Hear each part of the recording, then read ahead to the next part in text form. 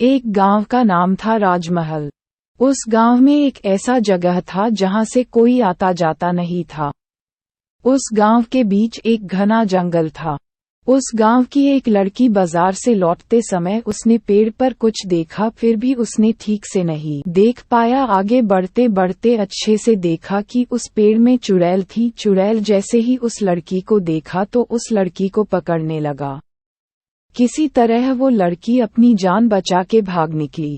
भागते भागते किसी तरह अपनी घर पहुंची तो देखा उसकी मम्मी घर पर बैठी है। तभी अपनी मम्मी को सब कुछ बताई कि मैं बाजार से आ रही थी, तभी बीच जंगल में एक चुड़ैल मेरे पीछे पर गई थी। मुझे पकड़ने के लिए मैं किसी तरह वहां से भाग आई। तब उसकी मम्मी कहती है कि चलो तांत्रिक बाबा के पास। इतना कहकर वह तांत्रिक बाबा की घर की ओर निकल पड़ती है। तांत्रिक बाबा के घर पहुंच के देखा तो तांत्रिक बाबा अपना कार्य कर रहे थे। तब तांत्रिक बाबा को सब कुछ कहती हैं कि मेरी बेटी बाजार से घर की ओर आ रही थी, तभी उसको चुड़ैल पकड़ रही थी। तांत्रिक बाबा कुछ करिए, नहीं तो फिर हमें परेशान करेंगे।